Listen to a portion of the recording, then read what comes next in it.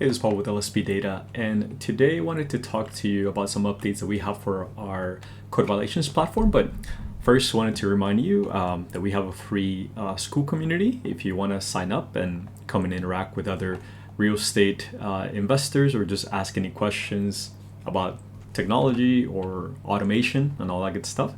But yeah, let's jump straight to this. So as you know, we have a code violations platform, and we try to cover major cities across the US, right? So most likely, if you live in a bigger city, it's going to be here.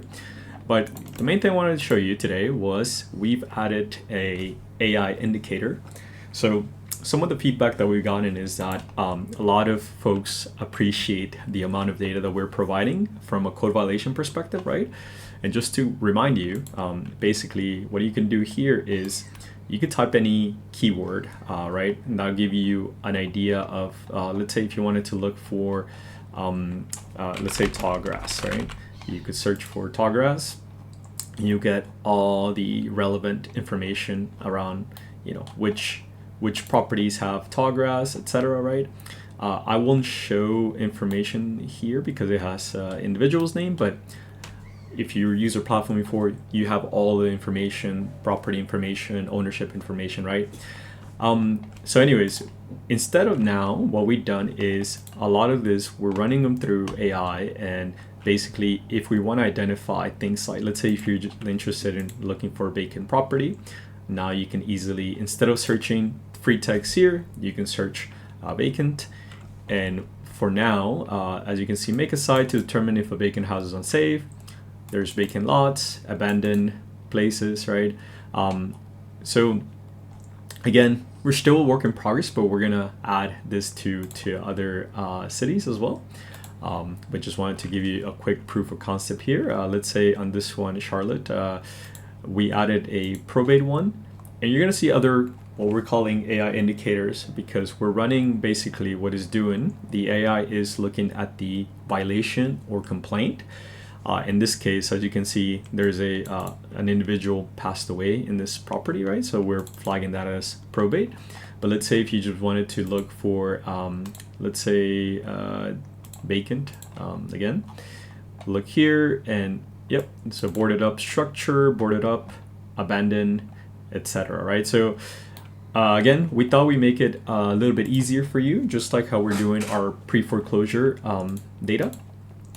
For the county data, but for now we're starting with the code violations, and eventually we're gonna roll this out to all of the platform, including the county data, pre-foreclosure data, and also the virtual driving for dollars. But for those of you who are interested in the code violations, there's a lot of wealth of data here, right?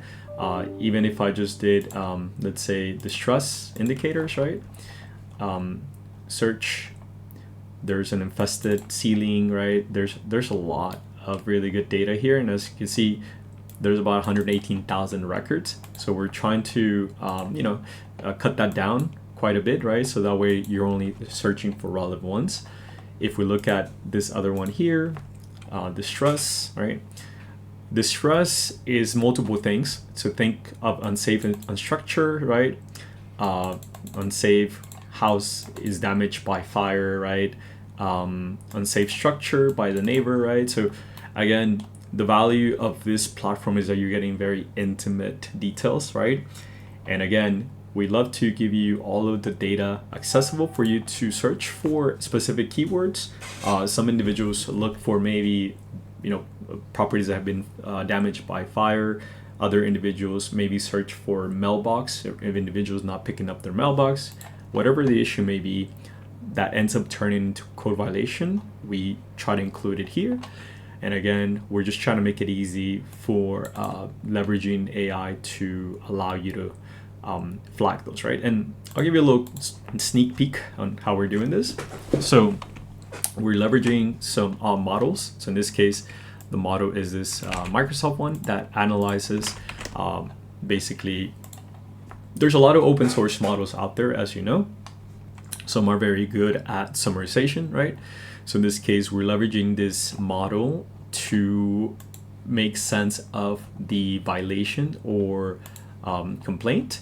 So as you know, the complaints are very, some of them are very descriptive, right? So if I search for just died, the word died, there's a lot of, if I search for that keyword here, this is studied, died. So those have since dried out. This is talking about overgrown grass and whatnot, right? And anyways, just to contextualize that, we're leveraging this model because a complaint may talk about someone died, but in the sense of a squirrel died, a possum died, an animal died, my pet died, right?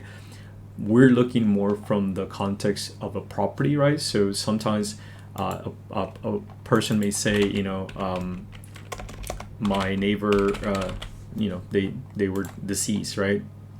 So this is the deceased pet. But in general, we're looking for a deceased individual, right? So if it fits that probate indicator, then that's what you're interested in, right? As an investor, because you're trying to reach out to who the property owner now belongs to and that sort of thing. But just want to give you an insight on this. So we're processing those complaints or code violations and basically making sense of them, extracting the relevant information, and we're prompting the agent to tell us, hey, does this fall into the category of a vacant property? Is it a probate based on if a person passed away, right? So we're specifying, that is a human and not an animal, right?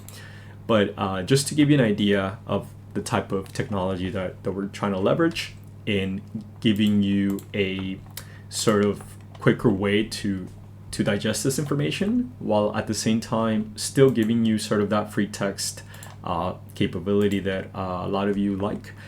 And again, that's just wanted to share a bit of an update on some of the implementations that we're leveraging with AI. And if you have any questions, again, feel free to reach out.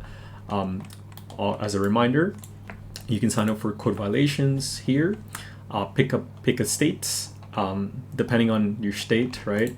If you wanted to subscribe to the entire state, which gives you access to the cities that we have available, right? It's $59 a month. You can always type code LSP data to get a 7-day free trial. If you're looking for a specific city, let's say you wanted to look for Dallas, you can sign up for $19.99 a month. And again, you could do LSP data, right? If you have any other questions, let's jump on a call. Maybe you need help with automating your business, getting more leads, whatever my question may be. Let's set up a demo call and jump on a Zoom call. We can walk you through it. We also offer consultation time. So if you have a need for automation or any other questions outside of our products, we can also help you with that. That's it. Thanks for watching. And again, I'll leave the description here. It'll be a link to sign up for our Skool community, but thanks for watching.